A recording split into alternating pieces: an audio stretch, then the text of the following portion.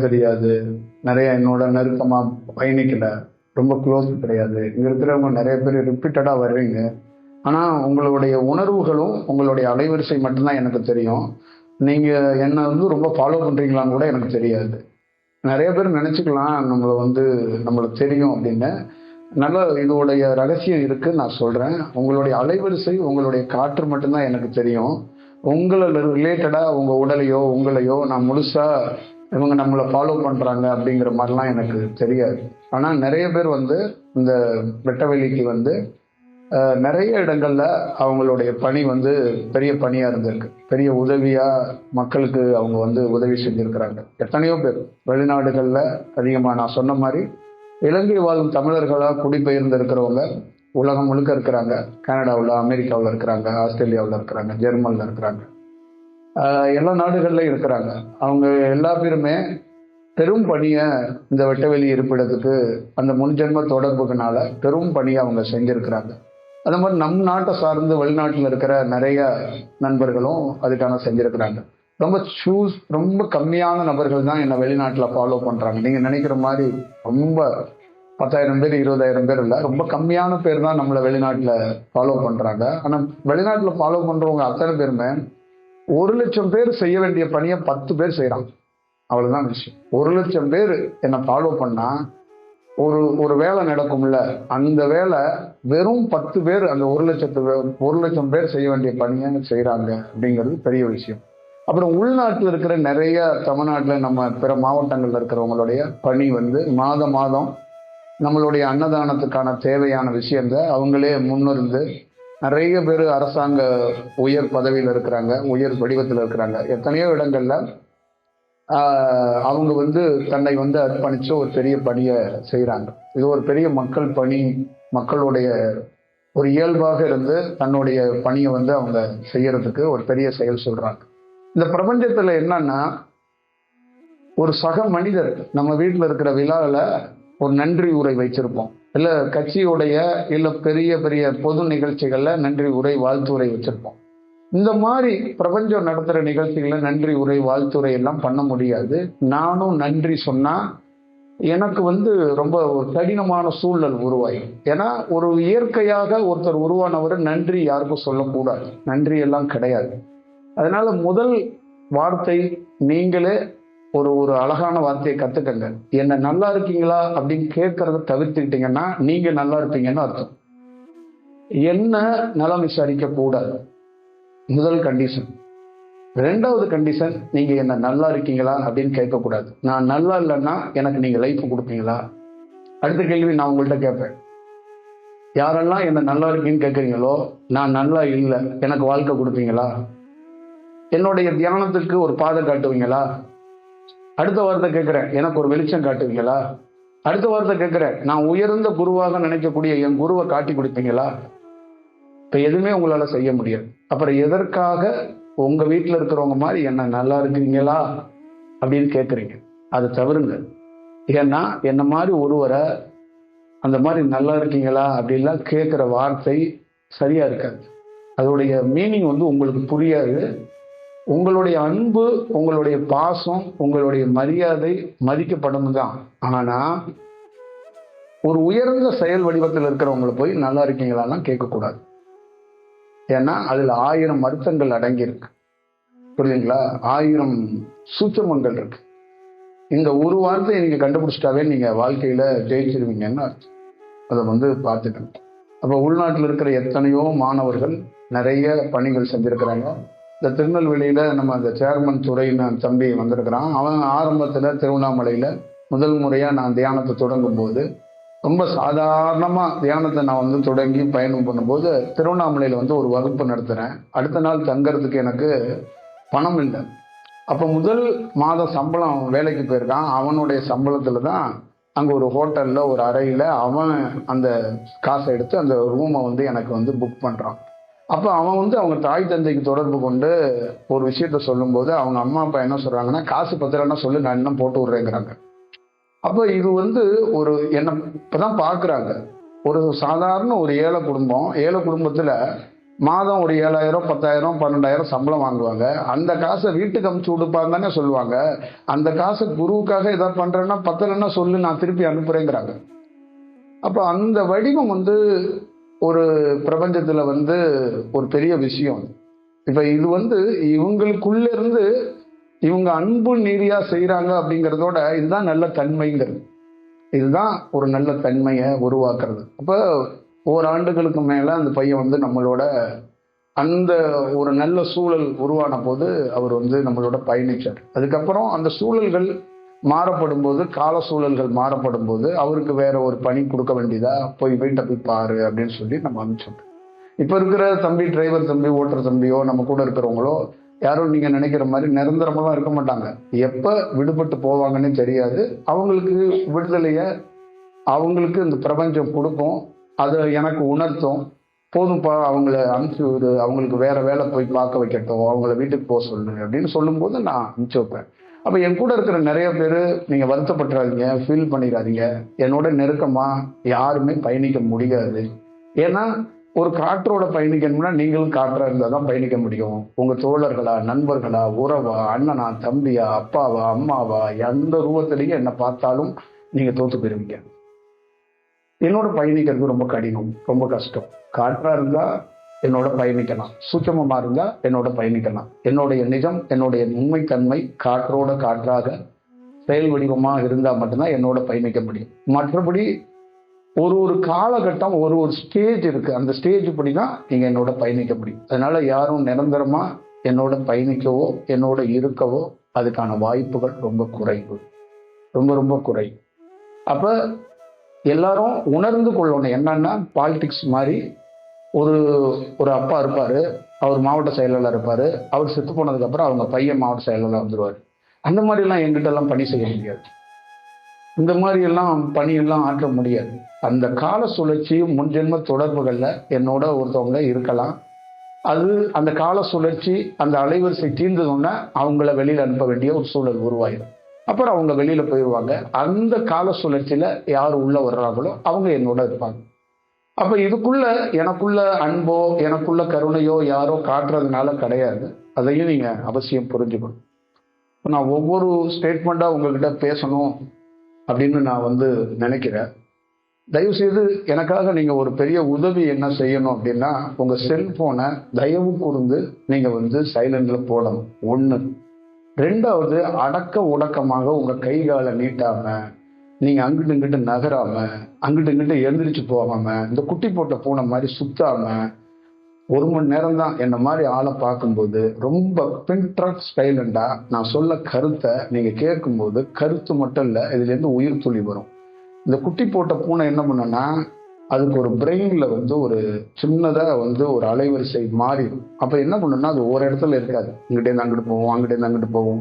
இப்ப நீங்க நம்ம வகுப்புலேயே பாத்தீங்கன்னா 2 3 ஒரு 10 பேர் 20 பேர் குட்டி போட்ட பூனையாவே சுத்திட்டு இருப்பாங்க. ஏன் சுத்துறாங்கன்னு தெரியாது. அவங்க எங்க வந்தாங்கன்னா குருவை பார்க்க தான் வந்திருப்பாங்க. இது மாதிரிலாம் பண்ணக்கூடாது. ஏன் பண்ணக்கூடாது? ஏன் சைலண்ட்ல போகணும்? ஏன் குறுக்க போகக்கூடாது அப்படின்னு நான் சொல்றேன்னா, என் கூட இருக்கிறவங்க, இந்த கேமரா எடுக்கிறவங்க கூட ரொம்ப கரெக்டா இருக்கணும். ஏன்னா நான் பேசும்போது ஒரு காற்று கீழே இருந்து மேல போய் தலையோட உச்சிக்கு போய் இதயத்துல போய் அது கொஞ்ச நாள் அப்படி வாதிச்சு அப்படி நின்று அதுல இருந்து ஒரு உரை வரும். ஒரு காற்று அப்படியே மேலிருந்து போகும், போய் ஒரு இதயத்துல அப்படியே நிற்கும், கொஞ்சம் ஹோல்ட் பண்ணும். அது ஹோல்ட் பண்ணி அந்த இதயத்துல இருந்து ஒரு சங்கு சக்கரம் மாதிரி அப்படியே சுத்தும். அந்த சுற்றல் சுழற்சியில அப்படியே அந்த சுழற்சியில இருந்து அப்படியே கவனிச்சோம்னா அப்படியே உள்நாக்கு வழியாக ஒரு குரல் நமக்கு ஒலிக்க தொடங்கும். அப்ப இதுல நான் பேசிக்கிட்டு இருக்கும்போது போன் நீங்க சத்தம் எழுப்பிட்டீங்கன்னா, உங்க போன்ல யாராவது குறுக்க வந்துட்டீங்கன்னா, எனக்கு கை காட்டிட்டீங்கன்னா என்ன ஆகும்னா டாபிக் மாறி போயிடும். நான் சொல்ல வர்ற உயர் கருத்து இருக்குல்ல, அந்த சுவாசம் என்ன பண்ணுன்னா அப்படியே கீழே சுழற்சி இருக்குல்ல, அது மாறிடும். அந்த சுழற்சி மாறிடுச்சுன்னா நான் சொல்ல வர உயர் கருத்து மாறி போயிடும். அப்ப போன வாட்டி கூட வகுப்புல என் பக்கத்துல உட்காந்துட்டு என் மாணவர் தான் ஏதோ ஒரு பேட்டரி இருக்கான்னு கை காட்டிக்கிட்டே இருக்கிறாரு. அப்ப என் கூட இருக்கிற அத்தனை பேருக்கும் என்ன இன்னும் தெரியல. 2 வருடம் 2.25 வருடம் பல வகுப்புல கார்ல கூட வர்றாங்க, கூடவே பயணிக்கிறாங்க, இரவுல இருக்கிறாங்க, பகல்ல இருக்கிறாங்க. என்னுடைய இன்னும் கண்டுபிடிக்கவே முடியல, பார்க்க மாட்டாங்க. அப்ப அவங்க என்ன நினைக்கிறாங்கன்னா, என்னை வந்து ஒரு குருவா பாக்குறாங்க, வணங்குறாங்க, மதிக்கிறாங்க, கொண்டாடுறாங்க, அப்படியே பக்தியா இருக்கிறாங்க. ஆனா இது இது லாய்க்கப்பட்டு வராது. இப்போ முதல் குரு சேவை என்ன? குருவுக்கு ஒரு பணிவிடை செய்யணும். குரு சேவைன்னா என்னன்னா, அந்த குரு தியானம் பண்ற மாதிரியே தான் வாழ்வார். அப்ப அவருடைய சுவாசத்துக்கு, அவருடைய தியானத்துக்கு நம்ம இடையூறு செய்யாம யாரெல்லாம் இருக்கிறாங்களோ அதுதான் குரு சேவை. இப்ப எனக்கு குரு சேவைங்கிறது நீ சோறு போடுறது, சோறு ஆக்குறது, ட்ரெஸ் எடுத்து கொடுக்கறது, கார் ஓட்டுறது, இதெல்லாம் குரு சேவை கிடையாது. இதெல்லாம் குரு சேவையிலே இல்லை. இதெல்லாம் முன்ஜென்ம செய்த நீ பாவத்தினால அதை கழிக்கிறதுக்கு ஒரு பணி. புரியுதா? ஒரு கொத்தனார் இருப்பாரு, ஒரு சிற்றால் இருந்து செங்கல் எடுத்து கொடுப்பாருல, அந்த மாதிரி உன்னுடைய முன்ஜென்ம பாவத்துல நீ வந்து செய்யற ஒரு வேலை. ஆனா குரு சேவை, குரு பணிங்கிறது என்னன்னா, இப்ப இப்படி இப்படி இருக்கிற நான் பேச தொடங்குறேன். இப்ப எனக்குள்ள பல்வேறுபட்ட சுவாசம் வரும், பல்வேறுபட்ட காற்று உள்ள வந்து அது எது வாகிக்குதோ, எது ஹோல் ஆகுதோ அதுல இருந்து ஒண்ணு ரோல் ஆகும். தண்ணியில ஒரு சுழற்சி ரோல் ஆகுது இல்லை, அந்த மாதிரி ரோல் ஆகி அது 3 வாட்டி 2 வாட்டி கிருஷ்ண பரமாத்மா கையில இருந்து சொல்ற மாதிரி அப்படி சுழலும், சங்கு சக்கர மாதிரி சுழர்ந்து அப்படி மேல வந்து அது குரலா அப்படி கரெக்டா மெசேஜை பாஸ் பண்ணும். அந்த பாஸ் பண்ற நேரத்துல நீ டிஸ்டர்ப் பண்ணனா என்னுடைய கண்ணோட லுக்கு மாறும், என்னுடைய கை காலோடைய அசைவு மாறும்போது காற்று மாறிடும். அப்ப நான் சொல்ல வர உயர் கருத்து போயிடும், அப்ப உயர் சிந்தனை போயிடுது. அப்ப நான் உயர்ந்த சிந்தனையும் உயர்ந்த கருத்துக்களை, ஒரு உயர்ந்த பேர் செயல், அந்த காற்று வந்து உங்களுக்கு மெசேஜை கொடுக்க வந்த காற்றை நீங்க இடைமறிச்சிட்டீங்கன்னா அர்த்தம். இந்த மாதிரி லட்சம் தடவை நான் அனுபவிச்சிருக்கிறேன், நகரத்துல அமைச்சிருக்கிறேன். இதுல நான் அதிகமா துன்பப்பட்டது யாருன்னா, என்கிட்ட தியானத்துக்கு வர்றவங்களால நான் துன்பப்பட்டிருக்கிறேன். என் கூட இருக்கிறவங்களாலதான் நான் அதிகமா என்னுடைய காற்றை நான் உள்வாங்க முடியாம சிரமப்பட்டிருக்கேன். அப்ப எவ்வளவு பெரிய ஒரு ஒரு பிழைய ஒரு குரு கிட்ட இருந்து நீங்க செய்றீங்க அப்படிங்கறத அதை உணர்ந்து பார்க்கணும். இத உங்ககிட்ட ஒரு விஷயம் மட்டும் நான் சொல்லிடுறேன். இப்ப எனக்குள்ள ஒரு காற்று வருது, அந்த காற்றோட தன்மையில தான் என்னுடைய மாற்றம், என்னுடைய உரை, என்னுடைய உடை எல்லாமே இருக்கு. இப்ப நல்லா ஞாபகம் வச்சுக்கோங்க, அந்த காற்றை நான் உணர்ந்த போது உணர்றேன். அதான் உணர்ந்தா அது பேர் உணர்வற்ற தன்மைன்னு பேர். அப்ப உணரும் போது அப்ப என்ன பண்ணணும்னா, நான் இல்லாம போயிடுறேன், என் மனம் சுத்தமா வேலை செய்யல, நான் அப்படியே அப்படியே சைலண்ட் மூடுக்கு ஆயிடுறேன். அப்ப அந்த உள்ள சுழற்சி, அந்த காற்று வந்து எனக்கு பல்வேறுபட்ட ரகசியங்களை அது அப்படியே சொல்லுது, அப்படியே உணர்த்துது. அப்படியே உணர்ந்து அப்படியே நான் உள்ள உட்கார்ந்து அப்படியே கேட்டுக்கிட்டே இருக்கிறேன். அப்படியே எனக்குள்ள அப்படியே வாகிட்டு அது சொல்லிக்கிட்டே இருக்கு. அப்ப சொல்லிக்கிட்டே இருக்கும்போது அதை டக்குன்னு ஏதாவது ஒரு இடையூறு செய்யும் போது நான் அதுல இருந்து அப்படியே வெளியில கண்மொழிச்சு வெளியில வர்றேன். அப்ப வெளியில வந்து நான் வேலை செய்ய தொடங்குறேன். யாரோ ஒருத்தர் அறைக்குள்ள வந்துடுறாரு, யாரோ ஒருத்தர் என்னை கூப்பிடுறாரு, ஏதோ ஒருத்தர் என்னை பார்க்க வந்துட்டாரு அப்படின்னா, அப்ப அதுல இருந்து நான் வெளியில வந்துடுறேன். அப்ப அப்ப வெளியில வரும்போது அந்த காற்றோட தன்மை உள்ளது இருக்கும், ஆனா அதோடைய போக்கு மாறிடும். அப்ப நான் வெளியில வந்து அவங்களோட 10 நிமிஷம் 15 நிமிஷம் உரையாடுறேன், அவங்களோட இருக்கிறேன், திருப்பியும் போய் கை காலை கழுவிட்டு மீண்டும் தியானத்துல உட்கார்றேன். அப்ப அது என்ன சொல்லுதுன்னா, இதுதான் வந்து என்ன பிரபஞ்சத்திலிருந்து சொல்லப்படுதுன்னா, ஒரு பனிஷ்மெண்ட்னு சொல்லுவாங்கல்ல, அந்த மாதிரி அந்த உணராத பட்சத்துல அது வந்து ஒரு பெரிய குற்றமா மாறிடும். இப்ப நம்மளை பொறுத்தளவுக்கு எப்பொழுது இந்த காற்று வந்தாலும் அதை உணர்ந்துகிட்டே இருக்கணும். இப்ப என்னுடைய வடிவத்துல எப்படி இருக்குன்னா, 24 மணி நேரத்துல குறைந்தபட்சம் 14 மணி நேரம் 15 மணி நேரம் மட்டும்தான் என்னால உணரும் தன்மையில, அந்த உணர்வற்ற தன்மையில இருக்க முடியும். பாக்கி 10 மணி நேரம் நான் மக்களாக இன்டராக்ட் பண்றது, சாப்பிட்றதுக்காக ஒதுக்குறது, கார்ல போகும்போது ஏதாவது பேசுறது, ஏதாவது சின்ன சின்ன விஷயத்துக்கு நான் வெளியில வர்றேன். அப்ப 10 மணி நேரம் நான் வந்து வெளியில மனிதனா செலவிடுறேன், 14 மணி நேரம் எனக்கு உள் உணர்வுல போறேன். ஆனா இந்த உள் உணர்வு என்ன சொல்லுதுன்னா, அந்த 10 மணி நேரத்தையும் நீ வீணடிக்கிற அப்படிங்குது. அப்ப நீ வந்து என்ன செய்யணும் அப்படின்னு கேட்டா, இப்ப நான் இப்ப உங்கள்ட்ட பணி செய்யறேன், மக்கள் பணி செய்யறேன்ல, இது கூட என்ன சொல்லுது அப்படின்னா, இப்படி மக்கள் பணி செய்ய வேண்டியது கிடையாது. இங்க இருக்கிற மக்களுக்கு உதவணும்னா ஒரு 10 நிமிஷம் தியானத்துல வாகிட்டு அந்த அலைவரிசையிலிருந்து மக்களுக்கு உதவி செஞ்சுட்டு போயிடலாம். அப்ப மௌனத்துல உதவி செஞ்சுட்டு போயிடலாம். பேசிதான் மக்களுக்கு உதவி செய்யணுங்கிறது எந்த கட்டாயமும் கிடையாது, எந்த அவசியமும் கிடையாது. அப்ப அது என்ன சொல்லுதுன்னா, ஏன் பேசுற, ஏன் மக்களை சந்திக்கிற அப்படின்னு கேட்டா, நான் ஏன் மக்களை சந்திக்கிறேன், ஏன் பேசுறேன் அப்படின்னா, என்ன மாதிரி இந்த உணர்வற்ற தன்மைய தியானத்துல உயர்ந்து இருந்தும் நான் 10 மணி நேரம் வெளியில வந்துடுறேன். எனக்கு அப்ப நான் ஒரு 10 hours மனிதனா செயல்படுறேன், 14 மணி நேரம் இறை தத்துவத்துக்குள்ள இருக்கிறேன், காற்றா இருக்கிறேன். அப்ப எனக்குள்ளேயே அப்ப அது என்ன சொல்லுதுன்னா, மனிதனாக இருக்கும்போது பனிஷ்மெண்ட் கிடைக்கும். ஒவ்வொரு சுழற்சியிலையும் கர்ம வினை, நம்மளுடைய பாவ செயல், ஒரு வினாடியும் இங்க இருக்கிற நீங்க எல்லாருமே ஏதோ ஒரு துன்பத்துக்கு ஆளாகிட்டே இருக்குது. யாரா இருந்தாலும் சரி, இங்க இருக்கிற பறவையிலிருந்து இங்க இருக்கிற எல்லா தாவரங்கள்லேருந்து மனிதன்ல இருந்து ஒவ்வொரு வினாடியும் இந்த பிரபஞ்ச சுழற்சியில ஒரு பனிஷ்மெண்ட் அவனை நோக்கி வந்துகிட்டே இருக்கு.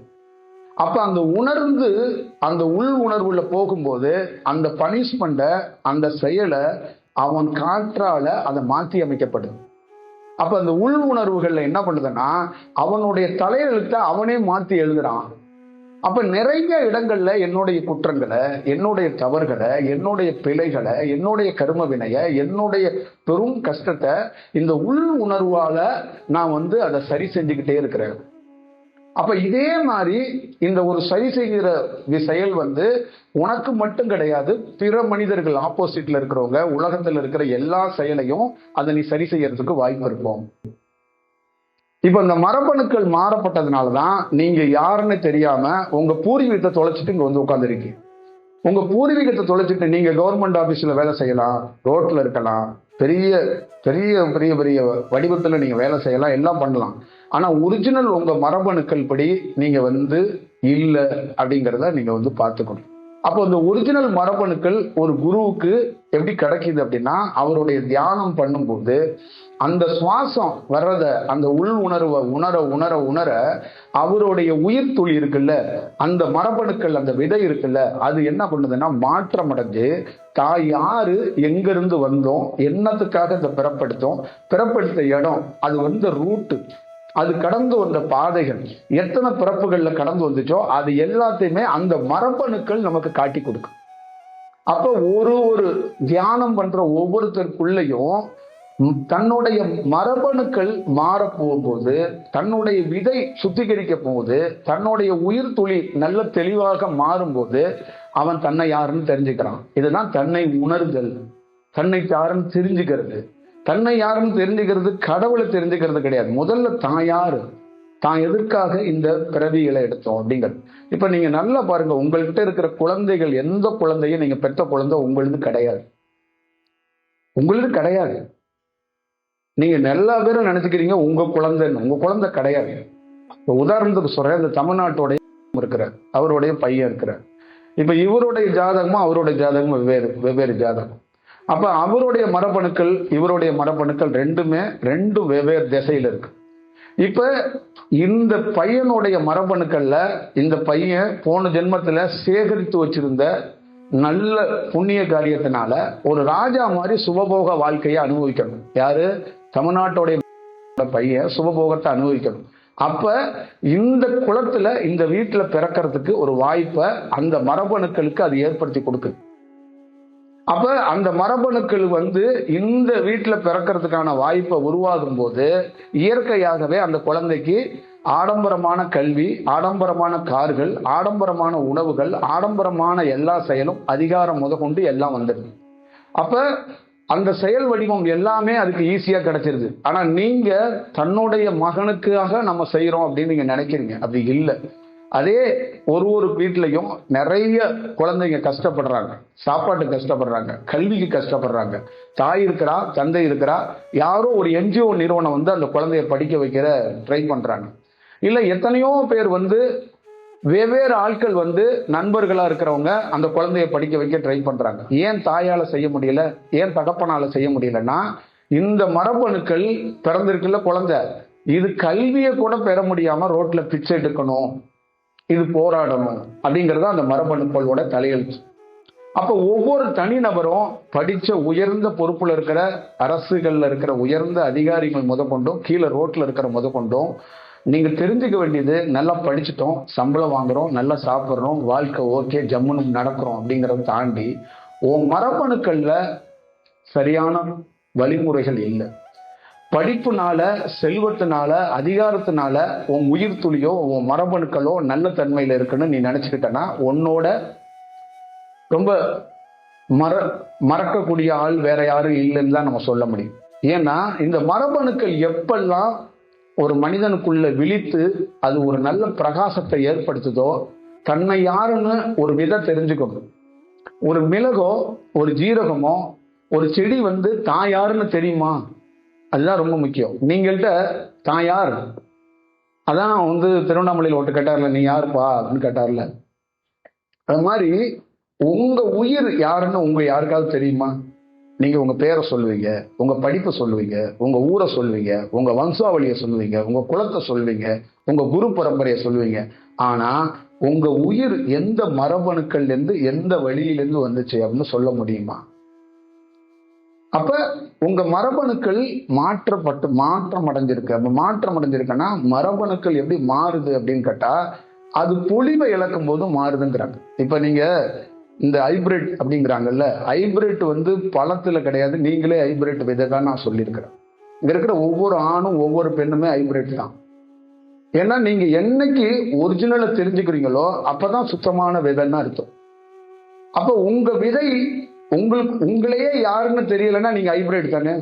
இந்த வாழ்க்கையில பெரிய கொடுமை என்னன்னு கேட்டா, மூளை சிறப்பா வேலை செய்யுது, கண்கள் சிறப்பா வேலை செய்யுது, கைகால் சிறப்பா வேலை செய்யுது, நல்லா பயணிக்கிறீங்க, ஆனா உங்களை யாருன்னே உங்களுக்கே தெரியுது.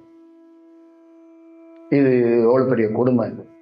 அப்ப இத ஒரு ஆராய்ச்சியா ஒரு அணுக்கள் கூடம்னு சொல்லி அமெரிக்கா மாதிரி பிற நகரங்கள்ல, அண்டார்டிகா மாதிரி இடங்கள்ல ஆராய்ச்சி பண்றாங்கல்ல. இந்த மாதிரி சித்தர்கள் ஞானிகள்ங்கிறவங்க தன்னுடைய மரபணுக்களை ஆராய்ச்சி பண்றதுக்காக தான் காடு மலைகள்ல தன்னை ஒதுக்கிக்கிட்டு குகையில உட்காந்து தியானத்தை மேற்கொண்டாங்க. அப்ப தியானத்தை மேற்கொள்ள அந்த மரபணுக்கள் பொலிவடைகிறத, அந்த மரபணுக்கள் சுத்திகரிக்கப்படுறத, ஒரு காற்று ஒரு நீரை எப்படி நெருப்பா மாத்திரம், மின்சாரமா மாத்திரம், ஒரு கண்டுபிடிப்பு நிகழ்த்ததுல அந்த மாதிரி பல நாள் உட்கார்ந்து இந்த உடலை சுத்திகரிக்கப்பட்டது. இந்த உடலை ஒரு ரீசர்க்கிள் பண்றாங்க. இந்த உடலை ஒரு உப்பு தண்ணியா நல்ல தண்ணியா மாத்துற மாதிரி, ஒரு தண்ணி ஐஸா மாறுற மாதிரி, ஒரு தண்ணி காற்றா நீராவி தத்துவத்துல கரைஞ்சு போற மாதிரி, ஒரு ஞானி குகைகளுக்குள்ளேயோ மலைகள்லையோ மலை தொடர்புகள்ல மலை எங்கேயாவது ஒரு செயல்ல உட்கார்ந்து தினந்தோறும் தியானம் பண்ணி ஒரு இடத்துக்குள்ள அவனை கவனிச்சுக்கிட்டே இருக்கிறான். அப்ப அவருக்குள்ள என்ன மாற்றம் நடக்குதுன்னா, அவர் பார்வதியையோ சிவனையோ கிருஷ்ணனையோ பார்க்கல, அவருடைய மரபணுக்கள்ல பெரிய மாற்றம் நடக்கும். இந்த காற்றோட சுழற்சியில உள்ள போக போக போக அவர் உயிர் துளியில ஒரு பிரகாசம் ஏற்படுது. அதுதான் வெளிச்சம். இப்ப நம்ம வடலூர்ல இருக்கிற அவங்க சொன்னதுக்கும், பிற குருமார்கள் அருணகிரியோ மாணிக்க வாசகரோ பிற குருமார்கள் சொன்னதுக்கும், நம்ம நாத விந்து நமச்சிவாயமா மாறுனுச்சா அப்படின்னு சொன்னதுக்கும், அப்ப அந்த மரபணுக்கள் என்னன்னா, நம்மளுடைய உயிர் துளி மரபணுக்களை யாரோ ஒரு விஞ்ஞானி ஆராய்ச்சி பண்ணிக்கிட்டு இருக்கான். ஒரு மருத்துவர் உங்களுக்கு டெஸ்ட் எடுத்து உங்களுக்கு குழந்தை பிறக்கிறதுக்கு அவர் ஆராய்ச்சி பண்றாரு. இங்க இருக்கிற தனி நபர் யாருமே தன்னுடைய உயிர் துளியை அவன் ஆராய்ச்சி பண்றதும் இல்லை, அதை தெரிஞ்சுக்கிறதும் இல்லை, அதுக்கான வாய்ப்புகளை அவன் உருவாக்கி கொள்றதும் கிடையாது. இங்க தேடுற தியானம், இங்க பாக்குற எல்லாமே கடவுள் தத்துவமாகவும் கடவுள் பைத்தியம் பிடிச்சி சுத்திட்டு இருக்கவனாதான் சுத்துறான். எவனும் ஒரு ஆராய்ச்சியாளனா ஒரு விஞ்ஞானியா தன்னுடைய மரபணுக்கள்ல நிறைய கலப்படமா இருக்கு, தன்னையே தெரிஞ்சுக்க முடியாம நம்ம வாழ்றோம்னு ஒரு உயர்ந்த அரசு அதிகாரியா இருக்கிறவருக்கு கூட தெரியல, உயர்ந்த பட்டம் பெற்றவருக்கு கூட தெரியல. அவர் நல்ல ரசனையோட சாப்பிட்றாரு, இந்த உலகத்திலே உயர்ந்த புத்தகங்களை படிக்கிறாரு, உயர்ந்த மனிதர்களோட பேசுறாரு, உயர்ந்த செயலோட கம்யூனிகேஷன்ல இருக்கிறாரு. ஆனா தன்னுடைய மரபணுக்களுடைய செயல்பாடுகளை பற்றி அவருக்கு ஒரு புரிதல் இல்லை, ஒரு தெளிவு இல்லை. அப்ப சனிக்கிழமை வெள்ளிக்கிழமை பெருமாள் மகாலட்சுமி இதெல்லாம் பார்க்கிறாங்களே ஒழிஞ்ச தனக்குள்ள ஒரு ஆராய்ச்சியில அந்த வடிவத்தை கண்டுபிடிக்கிறதுக்கு வாய்ப்புகளை இவங்க உருவாக்கி கொள்ள மாட்டாங்க. அப்ப அடுத்த ஜெனரேஷன்ல வர்ற குருமார்களும் என்ன பண்றாங்கன்னா, அந்த பக்தி நிறைகளை மட்டும் காட்டி கொடுக்குறாங்க. ஏன்னா உன்னுடைய மரபணுக்கள் சரியில்லை, ஆனா நீ இந்த பிறப்புல பிறந்திருக்கல, இந்த மரபணுக்கள் ஹைபிரிட் விதையா இருந்தா கூட உனக்கு ஒரு நல்ல செயலா உருவாக்கிட்டு போகட்டும் அப்படிங்கிறதுக்காக, உனக்கு ஒரு பரவசத்தை ஏற்படுத்துறதுக்காக ஒரு வழிமுறைய காட்டி விட்டுட்டு போயிட்டாங்க. அதே மாதிரி உயர்ந்த தத்துவத்தையும் உயர்ந்த செயல்களையும் நிறைய குருமார்களை நிறைய செயல் வடிவத்துல காட்டி கொடுத்தாலும் நீங்க அதை உணரவோ அதை வடிவமா பார்க்க மாட்டீங்க. இங்க தியானம் பண்ற ஒவ்வொருத்தருக்குள்ளேயும் தமக்குள்ள ஒரு சக்தி வரணும், தமக்குள்ள ஒரு குருவா இருக்கணும். நம்மளை யாராவது நம்மளை வணங்க மாட்டாங்களா, அப்படிங்கிற அந்த ஏக்கம் தான் இருக்க இல்லைய, தன்னுடைய சொந்த குழந்தை எப்படி வளர்க்குற மாதிரி தன்னுடைய மரபணுக்களை என்னன்னு அதை ஒரு கிளாரிட்டியா அதை ஒரு ஆய்வு பண்ற வேலை தான் இது. இது ஒரு ஆய்வு கூடம். இப்ப இங்க இது தியானம், பக்தி கூடம், இந்த பூக்கள், பரவசம் இதெல்லாம் தூக்கி கொண்டு குப்பையில இருந்துட்டு, இப்ப இங்க இதோடைய கான்வர்சேஷன் என்ன அப்படின்னா ஒரு ஆய்வு கூடம். இது ஒரு அணுக்களால் ஆய்வு செய்யக்கூடிய ஒரு ஆய்வு கூடத்தில் தான் நீங்க எல்லாரும் உட்கார்ந்து இருக்கிறீங்க. இப்ப நான் என்னுடைய அணுக்களை, என்னுடைய மரபணுக்களை இந்த பிரபஞ்சத்தால, காற்றால என் மரபணுக்களை நான் ஆலோசனை பண்ணி பல காடு மலைகள்ல இருந்து ஆராய்ச்சி பண்ணி என் மரபணுக்கள்ல இருக்கிற அந்த நுட்பத்தை என்னுடைய உயிர் துளியிலிருந்து அந்த மரபணுக்கள் மாறி போகாம அந்த ஒரிஜினாலிட்டியை நான் பார்த்துட்டேன். அப்ப நீங்க அந்த ஹைபிரேட்னு சொல்லக்கூடிய அந்த விஷயத்திலிருந்து விடுபட்டு பொலிவு இழக்காம என்னுடைய தன்மைக்கு நான் வந்துட்டுக்கிறேன். அப்ப என்னுடைய தன்மை என்பது என்னன்னா அந்த உயிர் துளியோடைய முழு தன்மைக்கு வந்தாதான் தான் யாரு, தன்னுடைய வடிவம் என்னன்னே அதுக்கு தெரியும். அப்ப எனக்குள்ள வந்தோன்னா ஃபர்ஸ்ட் பிரியாரிட்டியா என் கூட இருக்கிறவங்க, என் மனைவி, என் குழந்தைகள், என் உறவினர்கள்லாம், இந்த மரபணுக்கள்லாம் யாருன்னு எனக்கு தெரிஞ்சுக்கிச்சு. அப்ப இது என்ன, இது ஒரு சிஸ்டமேட்டிக்கா ஒரு கணவன் ஒரு மனைவிக்கு ஹெல்ப் பண்றது, ஒரு மனைவி கணவனுக்கு ஹெல்ப் பண்றது, கணவன் மனைவியா சேர்ந்து ஒரு குழந்தைக்கு ஹெல்ப் பண்றது, இந்த குழந்தைகள் இந்த குடும்பமே சேர்ந்து உறவுக்கு ஹெல்ப் பண்றது, இந்த உறவுகள் எல்லாம் சேர்ந்து சமூகத்துக்கு ஹெல்ப் பண்றது, இந்த சமூகம் எல்லாம் சேர்ந்து ஒரு தேசத்துக்கு ஹெல்ப் பண்றது, இந்த தேசம் எல்லாம் சேர்ந்து நாளைக்கு ஒரு வரலாறா மாறுறது. ஆனா இது மட்டும் போதாது, இது சரியா இருக்காது. ஒவ்வொரு தனி நபர்களும் தான் யார், தன்னுடைய விதை என்ன மாதிரி விதை, தன்னுடைய செயல்பாடுகள் என்ன அப்படிங்கிறத அந்த மரபணுக்கள்ல ஆராய்ச்சிகள் பண்ணப்பட்டா மட்டும்தான் ஒரு கிளாரிட்டியான தன்னுடைய வாழ்க்கைய ஒரு நாளாவது வாழ முடியும். இப்ப தன்னுடைய வாழ்க்கைய ஒரு நாளாவது வாழ முற்படணும்னா அவர்களுக்கு இந்த மாதிரி மரபணுக்களுடைய அந்த தன்மைகள் கண்டிப்பாக அவசியமாக அந்த புரிதல் ஏற்படணும். அது ஏற்படலைன்னா உங்களுக்குள்ள என்ன ஆகும்னா ஒன்றும் நடக்காது. நீங்க ஏழையா இருங்க, பணக்காரனா இருங்க, ஆனா எப்ப உங்களுக்கு அழுவ வரும்னே தெரியாது, எப்போ உங்களை நோக்கி துன்பம் வரும்னு தெரியாது, எப்போ உங்களை நோக்கி மரணம் வரும்னு தெரியாது. நீங்க எவ்வளவு பெரிய ஸ்ரீகிருஷ்ணரோட பக்தரா இருங்க, எவ்வளவு பெரிய சிவனுடைய பக்தரா இருங்க, எவ்வளவு பெரிய சர்ச்சுக்குள்ள பெரிய ஃபாதரா இருங்க, உங்களுக்கு எப்ப வயிற்று வலி வரும், எப்ப சிறுநீர் கோளாறுல ப்ராப்ளம் வரும், எப்போ உடல்ல பாதிப்பு ஏற்படும், எப்போ ரோட்ல போகும்போது கீழே விழுவீங்கன்னு உங்களால கண்டுபிடிக்க முடியாது. காரணம், உங்க மரபணுக்கள் பொலிவு இழந்ததுனால இந்த சுழற்சிக்கும் அதுக்கு சம்பந்தம் இல்லாம செயல்படும். நீங்க நல்லா ஞாபகம், இந்த உடல்ல இருக்கிற உங்க உயிர் துளி சுழற்சியோட கனெக்ட் ஆகாது. உங்க உடலோட கனெக்ட் ஆகிருக்கிறதுனால உறவுகளோட, இந்த தேசத்தோட, சக மனிதர்களோட மட்டும்தான் கனெக்ட் ஆவீங்க. அப்ப மரபணுக்கள் சரியாக இருக்கும் போது, இந்த சுழற்சியோட கனெக்ட் ஆகும்போது இன்னும் 25 நிமிடம் கழித்து கீழே உழுக போறத ஒருத்தன் தெரிஞ்சுக்கிறான். அவன் தெரிஞ்சுக்கிட்டது மந்திரம் கிடையாது, வித்தை கிடையாது, சித்து கிடையாது, கலை கிடையாது. அந்த மரபணுக்கள் தன்னுடைய ஒரிஜினாலிட்டியை தெரிஞ்சுக்கிட்டுனா இந்த கால சுழற்சியில இந்த டைமிங்ல நம்ம கீழே உழுவ வாய்ப்பு இருக்கு அப்படிங்கிறத அதால உணர முடியும். அதனால அதை ரெகக்னேஷன் பண்ண முடியும். அதால ஒரு சரியான ஐடியாவை, புரிதலை அதுக்கு ஏற்படுத்தி கொள்ள முடியும். அப்ப ஒவ்வொரு தனிநபர்கள்கிட்டையும் பல நாட்களாக இந்த இந்திய தேசம், இந்த பாரத தேசம் ஞானிகளுடைய பூமின்னு சொல்லப்பட்டது. உன்னுடைய உயிர் துளிய, அதனாலதான் நாத விந்துங்கிறத சிவன் அப்படின்னு சொன்னாங்க. அதுக்குள்ள நாராயணன், சிவன் இது ரெண்டையும் கண்டுபிடிக்கிறது ரொம்ப கடினம். நாராயணனை நரம்பு மண்டலத்தோட தலைவராக சொல்றாங்க. நம்ம உடல்ல இருக்கிற அத்தனை நரம்புகளுக்கும் தலைவனாக செயல்படக்கூடியது நாராயணனாக. அந்த நாராயணன் என்பது ஒரு அலைவரிசை. அந்த அலைவரிசை இந்த உடலுக்குள்ள கிடைக்கும் போது, நரம்பு மண்டலங்கள் விழிக்கும் போது, இந்த அலைவரிசை கிடைத்து நரம்பு மண்டலம் விழிக்க இப்ப இந்த மிஷின் ஏங்க தண்ணியாக இருக்கிற நாத விந்து ஒளியாக மாறுது. அது நமச்சிவாயமா மாறுது. அப்ப ஒரு காற்று கிடைக்குது, நரம்பு மண்டலங்கள் விழிக்குது, நரம்பெல்லாம் பணி செய்து, நாராயணன் பணி செய்கிறார்.